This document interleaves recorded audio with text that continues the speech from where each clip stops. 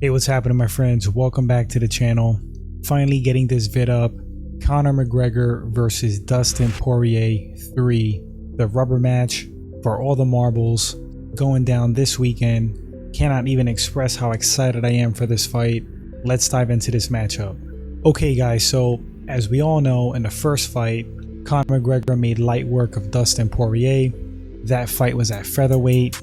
Conor stopped Poirier 146 of the first round. He only landed 9 of 29 strikes. Poirier landed 10 of 19. So you can see from the stats that Conor was very busy in that first round. Dustin looked a little bit bewildered in that fight. He said himself that the pressure got to him. Conor McGregor's trash talk. But here's an interesting stat. In that first fight, Dustin Poirier landed 7 of 8 leg kicks. So Dustin was busy with those leg kicks even in the first Conor fight, which makes a lot of sense because in the second fight, Poirier landed 18 of 21 leg kicks.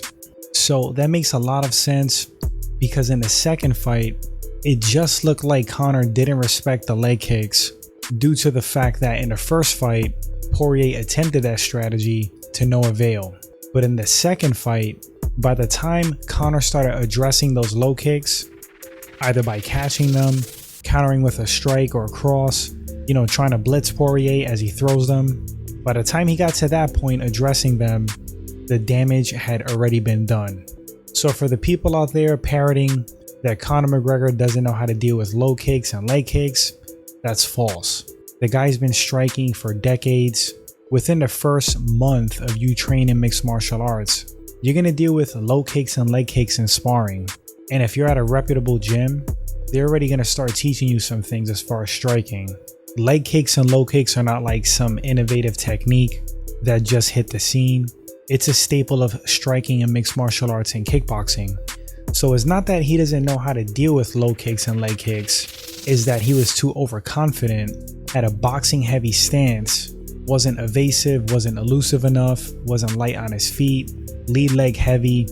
He thought he can just walk through those low kicks, counter and hurt Dustin. But that was a critical error in the fight and he really paid the price. He got TKO'd. Another set of interesting stats for the second fight compared to the first one. Now granted, the second fight went to the second round, but Dustin Poirier was a lot busier. It was basically reverse. Poirier landed 48 of 91 significant strikes. 91 guys. Conor McGregor 29 of 66. So Dustin Poirier executing, not being bewildered under the bright lights, not being affected by the pressure. There was hardly any McGregor trash talk anyway. So Poirier fought his typical fight.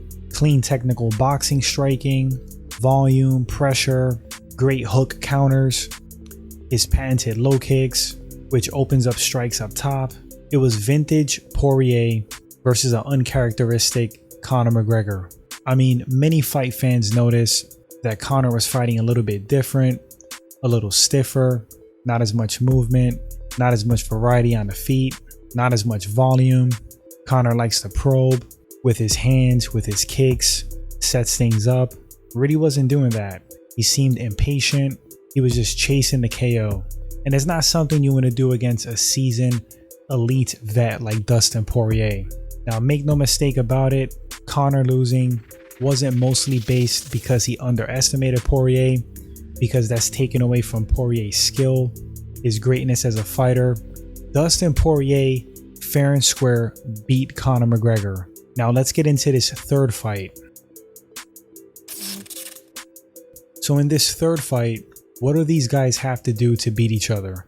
Let's start with Conor because he lost. Now I already kind of talked about it, talked about the stats, the volume, and the mixed bag of tricks on the feet just were not there. You have to give Dustin Poirier different looks. A lot of fighting is illusion, misdirection, kind of like herding and guiding guys into positions, getting them to do what you want them to do without them really knowing. That's fighting and that's martial arts. Conor was like way too straightforward, chasing the knockout, and that's just not enough for Dustin Poirier. Dustin Poirier is way too much of a veteran, way too good for that. So Conor has to bring back some of that old McGregor from the first fight, You have to have those spinning back kicks, throw those high kicks, throw leg kicks himself. Again, give Dustin different looks, confuse him on the feet, distract him. It's chess, not checker standing. Conor's main weapon, there's no surprise, that left straight. So he has to kind of master that thing. He can't just solely rely on it, similar to like what Tyron Woodley was doing in the latter part of his career in the UFC, just loading up that right hand and praying that it lands. By all means, avoid the grappling with Dustin Poirier, maintain that distance, that range. He's going to do that with front kicks. He's going to do that with low kicks himself, spinning back kicks. Have Poirier cautious to come in, have him cautious to even attempt a takedown or clinch. And if Poirier does clinch, Conor has to be really quick with those elbows and clinch attacks, disengage as quickly as possible. Because if I was Dustin Poirier in that first round, I would completely ignore McGregor's social media tweets, McGregor's social media posts, trying to lure him in just a stand-up battle. I would throw all that out the window and just fight my fight, mix up some clinches, go for takedowns, sap his energy a bit. So in the second and third round, McGregor was slowed down quite a bit and then up my pace, up my volume. And I think that's really a chink in the armor for McGregor. But Conor's a smart fighter. He's very tricky. Talking about his path to victory again, that distance management, range control is going to be crucial. I saw some people online talking about McGregor might possibly offensively grapple. No, he won't. And if he does, he's going to wear himself out and he's going to increase the odds of him losing that fight. He's going to have to keep it standing, keep those medium and long range attacks going. I wouldn't really engage Dustin Poirier in the pocket because I think that's where Dustin Poirier shines. He's got great hooks, great shovel hooks, uppercuts, and I think he's better in that close range. Plus, he typically throws more volume than Conor. So yeah, definitely in that close range, in the phone booth, I got Dustin Poirier winning those battles, possibly catching Conor with big shots, hurting him. But in the medium to long range, I favor Conor. Conor's a sniper. He's really good at catching guys at the very end of those punches. His timing's pretty impeccable. His reflexes and reaction time as well. And that's where he shines in the medium to long range attacks. Oh, also his explosiveness. Like a cobra, he can kind of lull you into a certain speed and tempo, then just explode in a strike. That's part of that traditional martial arts and karate background. Now, Dustin Poirier, his path to victory for me, again, pretty much already touched on it. He has to mix it up. Just because Conor's going to be ready for those low kicks doesn't mean you shouldn't throw them. It means you should throw them more measured, more sporadic. But in between those low kicks and leg kicks, he has to mix in other things. If he's able to box Conor against the cage and duck under a shot, definitely go for takedowns. Because even if he doesn't secure a takedown, Conor defending is just going to keep sapping his energy. That's going to take away power from his shots. It's going to take away his explosiveness and is going to slowly chip away at his heart and his will. As they say, fatigue makes cowards of men. It would be extremely beneficial for Poirier to clinch up with Conor and get him to wrestle in that first round. If Poirier makes it past the second, I really like his odds of winning this fight. I think the pace he puts on guys, the cardio and conditioning, the volume striking with the hands, the great combinations he throws, I think it'll be a little bit too much for Conor coming into the third round. He also has to brace himself. He has to be prepared to take a hard shot, to get cracked in the first and second round, because Conor is going to touch him. Make no mistake about it. He was catching him in that second fight, had him stunned a couple of times, semi-wobbled, and it's going to happen again in this third fight, especially early on. But Poirier has a lot of heart. If he can maintain his composure, not fall, not fold, gotta make it to that third round. It's really crucial that he does, because that's when he can up the pace. He could test McGregor's conditioning, his cardio, his heart, put that pressure on him, and slowly chip away, chop that tree down.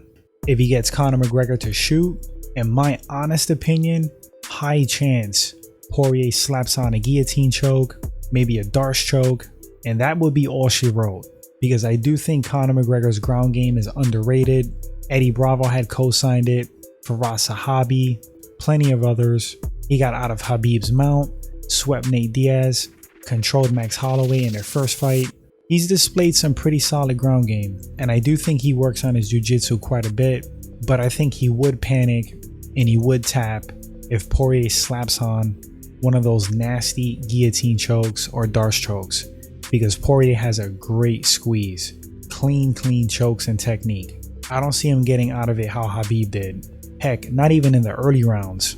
So that's something else Poirier has to look for, that opportunity to slap on a choke if McGregor leaves his neck out there. So ultimately, guys, who do I think is going to win this fight?